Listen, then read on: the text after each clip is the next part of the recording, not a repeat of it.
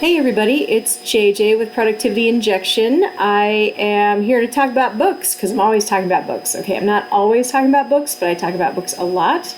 I enjoy reading, and reading is fundamental. And I had talked a lot in my blog posts about how reading fiction is really important because I think a lot of business owners and business leaders think they have to continually be improving their minds by reading yet another business book or yet another book about entrepreneurship or whatever. And I'm not saying that those are bad books to read, but there are also really good reasons to read fiction, even if you are a business owner or business leader.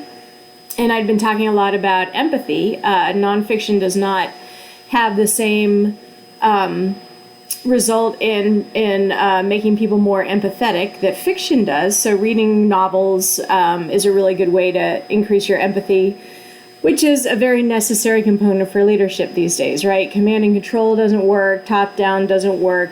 You don't necessarily have to, it doesn't mean that you have to let your staff members get away with everything, but it does mean that you empathize with them, that you're able to put yourself in somebody else's shoes. But lately, I read about something that's even more interesting, which suggests that reading fiction, and again, we're talking fiction specifically, not your business books, actually helps you think critically. So the reason for this is that they've noticed that when people are reading novels and things like that, they have less of a need for cognitive closure.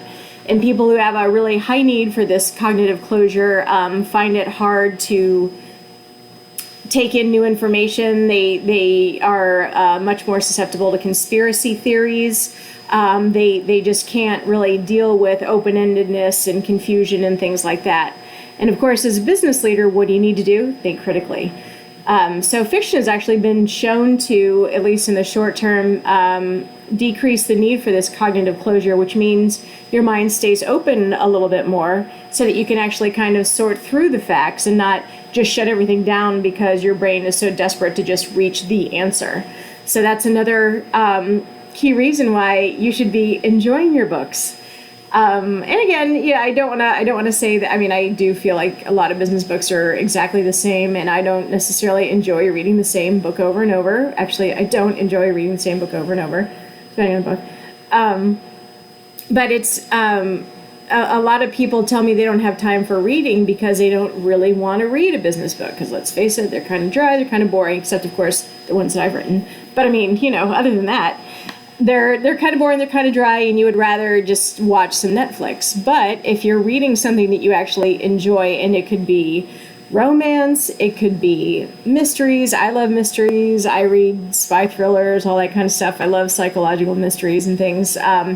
But whatever it is, whatever kind of fiction, westerns, literary fiction, whatever it is, just developing that habit is going to help you also be able to pay more attention, because you're retraining your brain on focusing, right? Because when we're going from one thing to another on the phones, a lot of us have kind of lost that ability to focus on one thing at a time, which is, as you know, critical for productivity. So why not spend a little time reading? Just kind of sit down with a book that you would enjoy. And if you don't remember what kinds of books you enjoy because it's been so long, that's okay. Think about the types of things that you like to watch on Netflix or Hulu or whatever. You can also go to your local library and say, hey, librarian, I don't really know what to read. This is what I like to watch. This is what I like to read when I was a kid. Do you have any suggestions? And yes, they will have suggestions. So go ahead and read novels and fiction and fun stuff, because it actually is going to increase your abilities as a business owner. So win-win. And I will catch you guys next time on all kinds of fun things you can do to boost your productivity that don't actually involve work.